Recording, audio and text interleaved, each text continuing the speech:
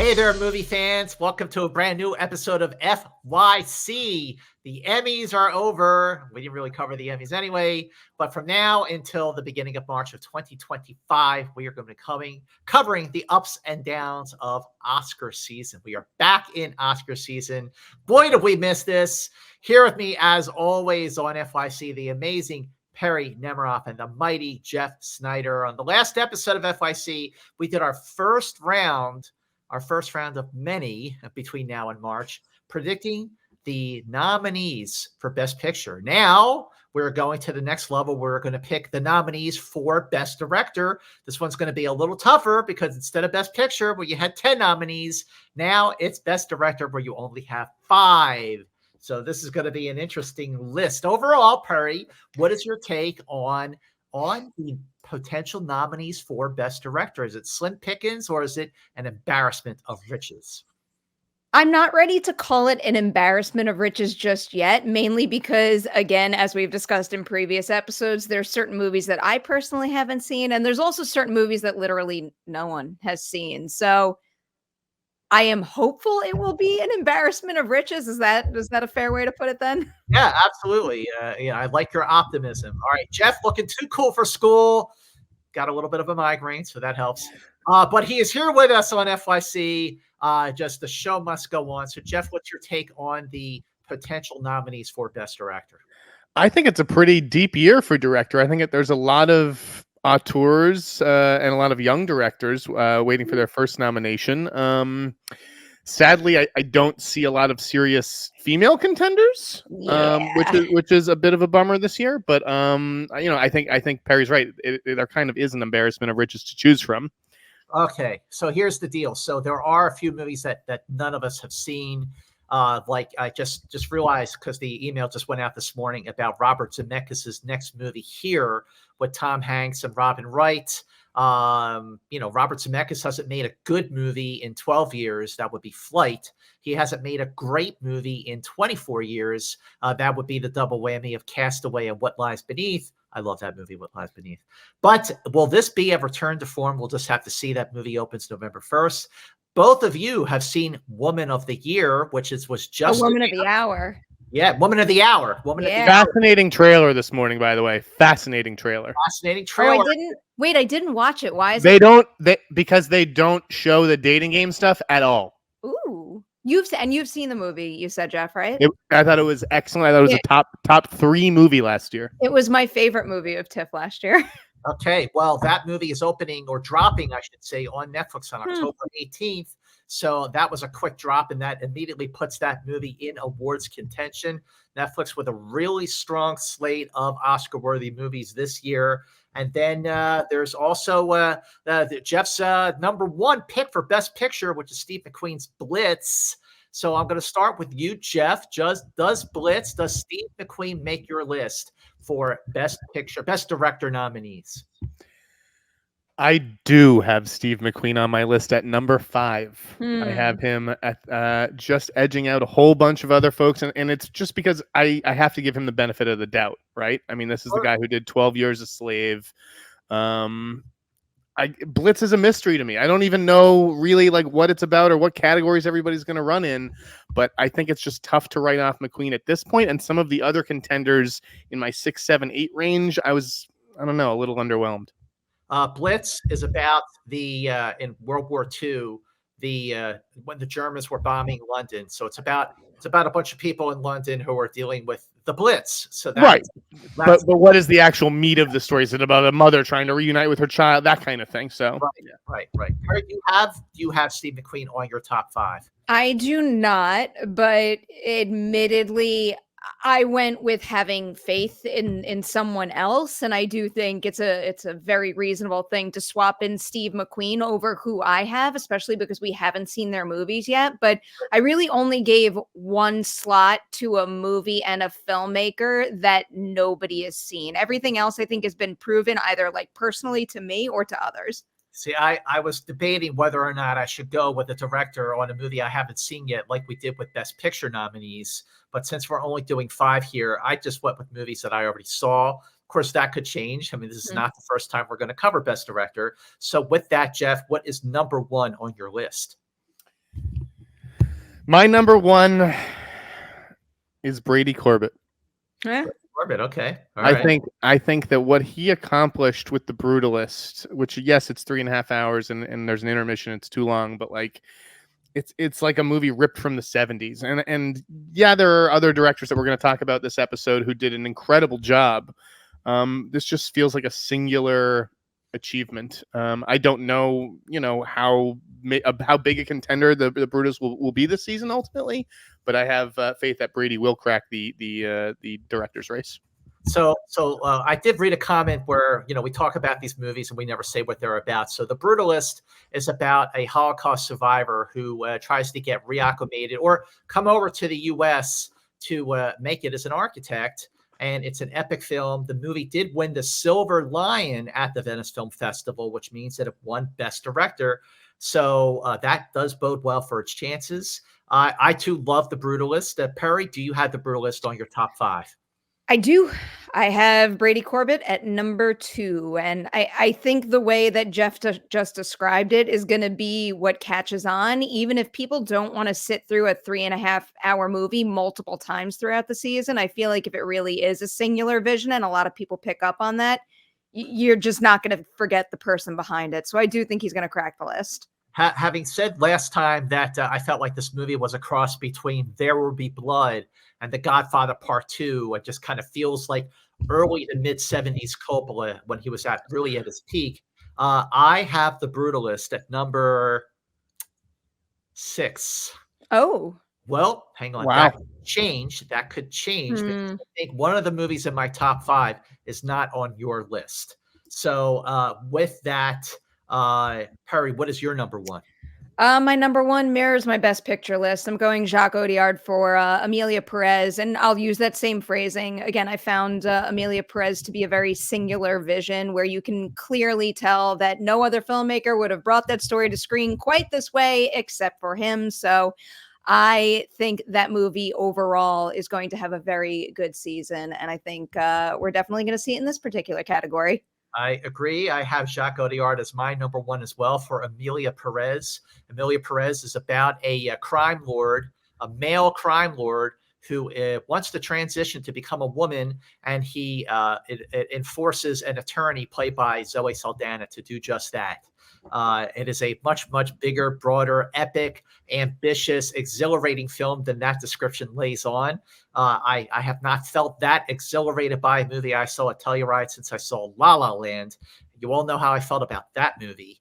So yes, I'm with Perry. Jacques Audiard is my number 1. That movie did win 2 prizes at the Cannes Film Festival.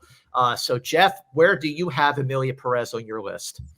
I did not get a chance to see Emilia Pérez up at TIFF, so I have it at number 3 for now. Okay. I'm a big Jacques Audiard fan. I loved A Prophet. I really liked The Sisters Brothers. It's tough for me, I think, to put an international director at number 1.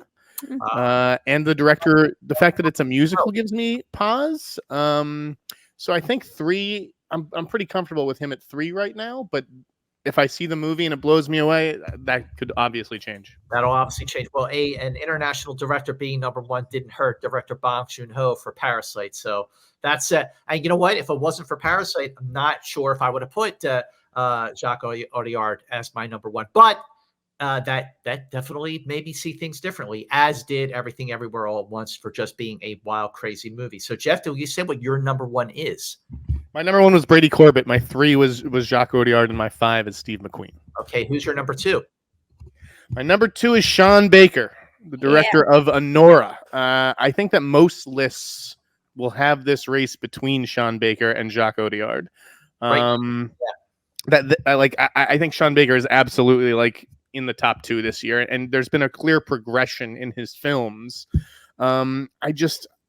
It's a movie that I think of as this year's uncut gems. Like, is this going to actually strike a chord with voters, or is it just like an awesome, entertaining movie that really doesn't catch on? I think it will, but I hesitate to give him the top spot right now. Well, Anora did win the Palme d'Or, the top prize at Cannes, just like Parasite did. And Anora is about a stripper who falls in love with the son, the very spoiled, rich, drug Can I flag this, Scott? Yeah. She doesn't love him. Okay. Well, like they bill it as this love story, and it's just like, come on. Just, I'm keeping it really simple here. I know. Plot really freaking simple. She falls in love with the son of a Russian mob boss. First half of the movie is Pretty Woman on steroids. Second half of the movie is just really, really out there. Perry, you have the Anora at your list as well. I do. I have not seen the movie. It's one of my most anticipated of the rest of the year. I will see it first thing when I get back from Fantastic Fest. I have Sean Baker at number 3, and in my mind, it's a 3-person race between Audiard, Corbett, and Baker at this very moment. Based on everything I've heard about Anora in terms of I guess I'll narrow it down to specific filmmaking feats. It does seem like there's a lot of things about that movie and what they do visually that's going to stick with people. So I think he's got a firm foothold in this race. And in comparing it to Uncut Gems, I think Anora has already ticked like many, many more award season box office than Uncut Gems had done early on in its run. So I think it is positioned quite well at the moment to do well. I've heard many people refer or compare Anora to Uncut Gems. It definitely has that sort of unnerving, intense feel. But what Anora has that Uncut Gems doesn't have is quite a bit of levity. There's a lot of humor and even some heart at the end to it as well, which I think makes it a better film than Uncut Gems. Anora, like I said, won the top prize at the Cannes Film Festival. Another film we all have on our list. My number 2, I'm going with the film that I did talk about the last time. It was my number 2. When I talked about Best Picture, it is Tim Feldbaum for September 5th, which just got picked up by Paramount and is being released in select theaters on November 27th. And Paramount is going to push it big time for a big award season run. This movie is an absolute contender for picture, director, acting, and cinematography. So many editing, so many awards. I just was all over this film. September 5th takes place during the Munich Olympics in 1972 when the Israeli athletic team was taken hostage and massacred. And that story has been told before with Spielberg's Munich, also the documentary One Day in September. But what makes this movie unique and special is you're seeing the events played out from the point of view of the ABC Sports control room and how they're wrestling with confirming the facts and making sure that ABC News doesn't take it away from ABC Sports. That's the film, and it is exhilarating. It is fantastic. Tim Feldbaum definitely gets nominated, but so you think he definitely gets nominated? You don't think that the fact that no one knows who Tim Feldbaum is could hurt his chances? Not one bit. Nope. People are going to see this movie. They're going to go, no, that movie's amazing. He's getting nominated. But and do you think Paramount is going to campaign for him over Ridley Scott for Gladiator? Well, studios have had they could have too, of course, but yeah. And by the way, I think it was really smart for Paramount to pick this movie up. Gladiator 2, definitely their big, huge, epic awards contender. But the movie that I think they were kind of hoping would be an awards contender, which was Better Man, about Robbie Williams. I don't think that movie is getting as much attention as they probably hoped it would. So I think that was a very smart, calculated, strategic move to swoop in and pick this movie up. Now, they did kind of produce it because it was like, Jeff, you asked me, didn't they already produce this? Well, it was produced under the Republic banner, which is not a banner that we see very often when it comes to Paramount, but they still had to acquire it, and that's what they did. So, but if neither of you have this on this list, and it doesn't look like either of you do, Jeff. I have faith in your opinion, Mance. I'm just definitely keeping this one, I guess, kind of in my back pocket until I hear more, I see it for myself, but I'll fully say that you could be on the right path, and you could be on that path earlier than most. So it could happen. I need to. You could be right here, Scott. I need to see it for myself. He just doesn't have the name recognition, and I haven't heard enough about the movie visually. I've heard a lot about Nickel Boys and what Ramel Ross does with that visually, but I haven't heard whether September 5th is a visual whatever. Maybe it's this year's spotlight though.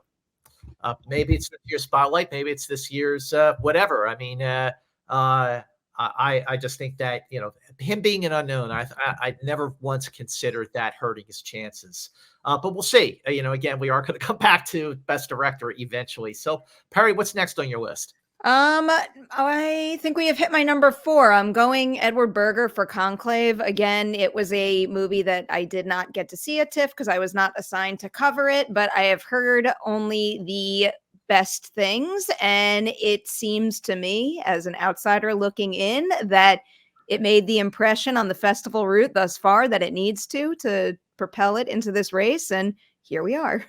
I too have Conclave at number 4. So sight unseen, Perry, putting it at number 4. That is you chose wisely.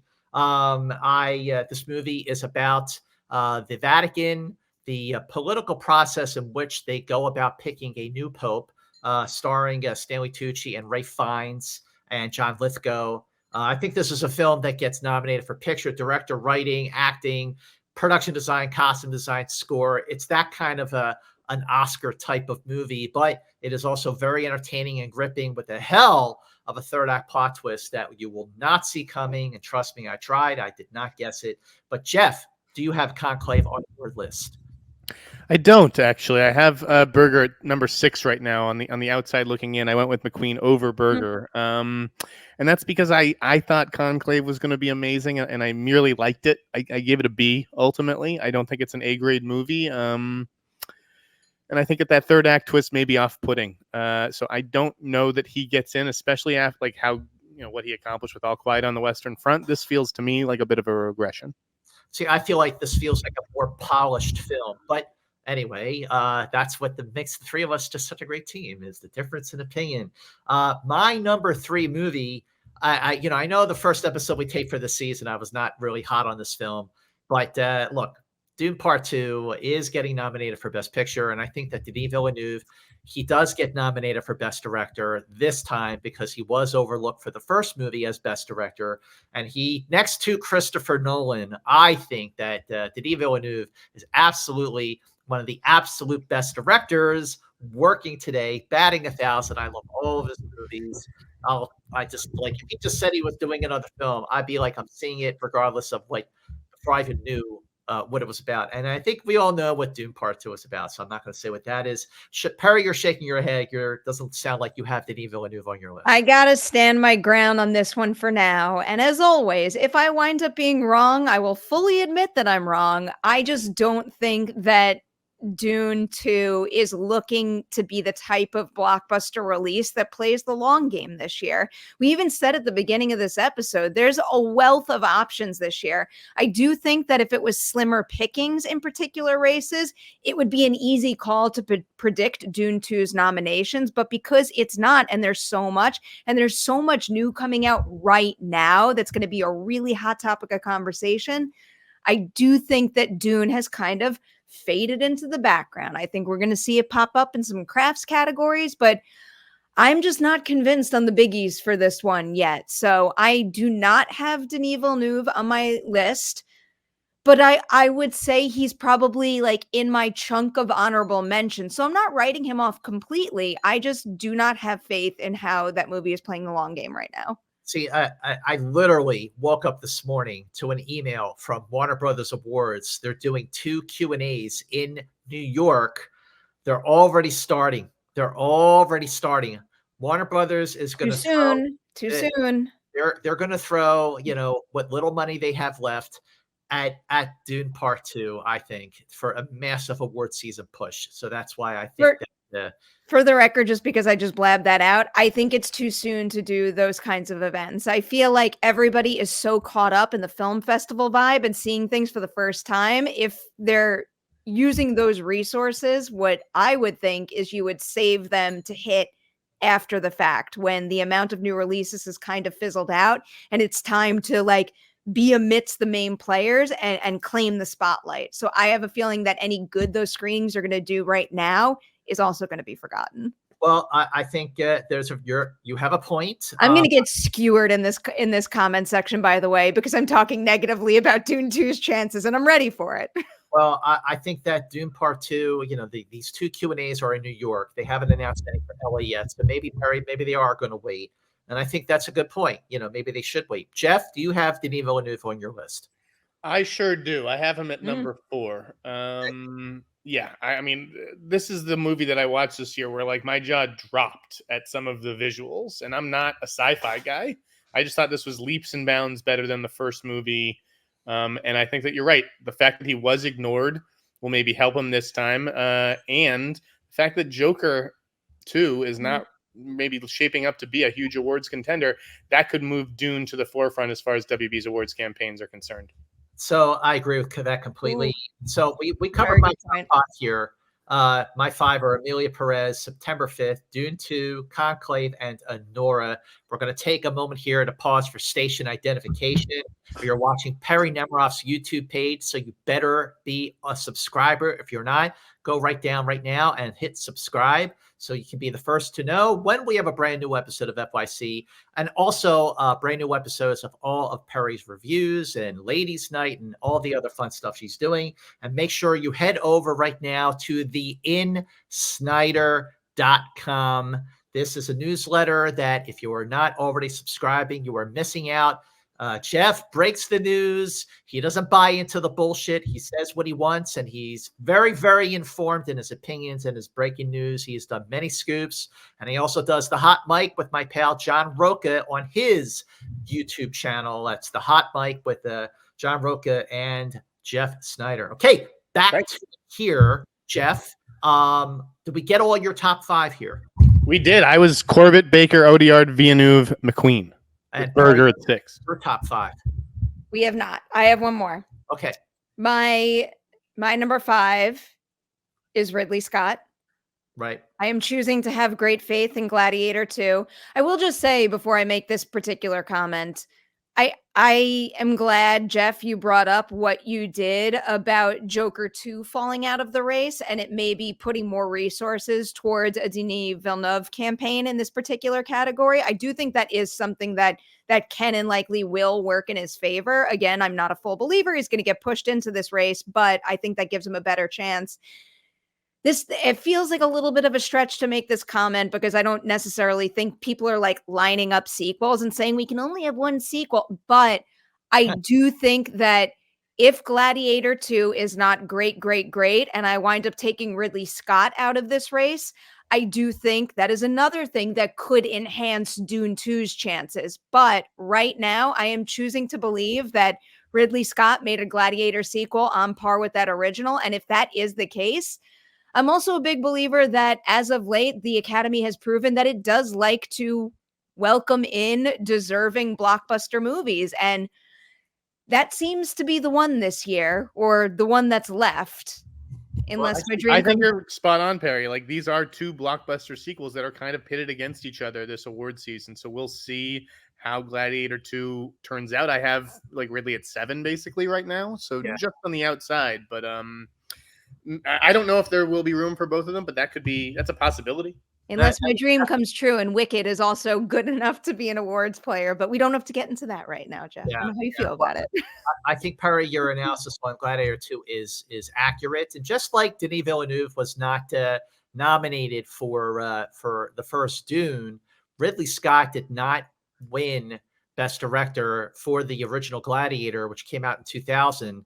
The movie did get Best Picture. I'm not even sure. I don't remember. I should know this, but did Ridley Scott even get nominated for Best Director for the original Gladiator? Check that out. I think he did because, whenever people talk about Oscar-winning Best Picture movies where the director isn't nominated, they don't usually bring up Gladiator. They bring up Driving Miss Daisy. They bring up Green Book, movies like that. He was nominated for Gladiator. He was nominated for Gladiator, but he didn't win. But the movie won Best Picture, and Best Director for that year went to Steven Soderbergh for Traffic. So there could be that kind of push for Ridley Scott as well. Ridley has not been nominated in over 20 years since Black Hawk Down. Well, there you go. Wow. There you go. Right. That came out in 2001. All right. So other movies that I kind of have, I don't know. Does Robert Zemeckis maybe kind of sneak in with here? I don't know. I haven't seen it, so I shouldn't judge. I think I might be permanently scarred from Welcome to Marwin, if I'm being honest. Oh, that's right. I remember I that. can't stop. Yeah, I think about that movie more than I should. All right, let me ask you this. I love Zemeckis, and it is an interesting gimmick with here, but I just don't think you get an Oscar nomination for putting a camera down, leaving it stationary. Well, we'll have to see the movie. I think it's closing the AFI Film Festival, so we're going to see it very soon. What about Anna Kendrick for Woman of the Hour? I would love to see it. I saw that announcement today, and I know it's getting an October release, but nothing else about the campaign is telling me that they're mounting anything for her or the movie at all. Which Is it getting a theatrical release? I don't. Well, I think Netflix puts some of their movies out in their own theaters that they own, like the Egyptian and the Bay Theater in Santa Monica. But it's dropping on Netflix on October 18th. But they usually do put their movies out in some theaters the week before. They did that last year as well with Fair Play and. This announcement says nothing about a theatrical release. Yeah, that's the thing. I don't know if it's part of it. Like Hitman, I think did have one, right? Yes. Hitman. Hitman did. Yeah. I don't know if Woman of the Hour is getting one, which is a shame because she directs the hell out of this movie. It's an incredible debut. Well, speaking of but Hitman, I don't think it's an awards movie. Hitman, I love that movie to pieces. I think the best chances at this point for a nomination for Hitman is best adapted screenplay, because it's got to get. I mean, this movie's so beloved. I love that film. I'm rooting for it. I'm thinking with my heart more than my head. But I think realistically, I think the best chances for that film are screenplay. Also, I loved The Real Pain director Jesse Eisenberg, also writer and actor. Does it sneak in? Depends. Maybe it could be like the little movie that could in this year, because Searchlight is definitely getting behind it. They surprised people with it at Telluride with a surprise last minute screening. Real Pain, does it? What do you think, Perry? Jesse Eisenberg, director, maybe, kind of. Not fully sold on that one just yet, but then again, it's one that I need to see, and if it moves me enough, maybe I will change my tune, but I just don't see that one coming high up enough in these rankings at this point in time for it to have any chance along the way. Jeff, what do you think? Jesse Eisenberg. No, I don't see it. I'm seeing the movie tomorrow night if I'm feeling better. But it feels like more of a screenplay for me. I think that there's a bunch of other directors in this race, though, that have maybe more muscular chances. Pedro Almodovar. Yeah, Pedro Almodovar. He just won the Golden Lion at the Venice Film Festival for The Room Next Door. Glad you brought him up. Does he get in for his first English language feature? I mean, this is a director who is just beloved and one of the finest directors of all time. I mean, he really is. But does it make the cut? I mean, then you've got James Mangold, right, with the Bob Dylan movie. You've got Robert Eggers with Nosferatu, which I know people don't think that's an awards movie, but like I look at the visuals in that movie and I'm like, this looks incredible. You know what? The last week or last episode, when we're talking about Best Picture, I totally neglected to bring up a film that I absolutely loved when I saw it. In fact, I said it was a friggin' masterpiece, is what I said on my social media. Civil War, Alex Garland. That is a hell of a movie. I would love to see that movie have an award season resurgence. Yeah, me too. You guys are nuts. I don't know what you're talking about. That movie is incredible. It came out back, premiered at the South by Southwest Film Festival, and I was like gutted, totally riveted by that film. It's incredible. But it just sort of depends, because it's a very, very hot film politically, and it might be a little too close to the election, and people might not want to do that. Who the hell knows? But really does go to show how important it is to choose where you debut. And I know we use the everything everywhere all at once argument, but I do think that was a little bit of an anomaly. And if Civil War had come out during the fall festival circuit, I think we might be having a different kind of conversation for it right now. Absolutely agree. All right, Perry, Jeff, any other potential contenders you would like to at least bring up during a discussion before we pick our 5? I mean, I'll give you my long shot, and it's the same long shot I had for Best Picture. I would love to see Coralie Farge in the mix here. I mean, obviously, it would mean quite a bit to me to see a lady in this conversation, but you know, regardless of that, like, she directs the shit out of that movie. I watch a movie like The Substance, and it is such a singular vision, and that is not an easy thing to pull all of what she does together and not only have it be like shocking, wow-worthy body horror content, but also be that type of content with real thought and purpose behind it. And I think she does all of that really beautifully in the film. She could get nominated. I would not rule that out. Jeff, any last minute out there? You can rule it out safely. I'd give her the Oscar. I would give her the Oscar if it wasn't for those 15 minutes at the end. I agree. You can write her off. She's not getting nominated. Not disagree more. All right. Ramel Ross, I think, is in the mix for Nickel Boys, given the reviews and the way that Ramel approaches that material.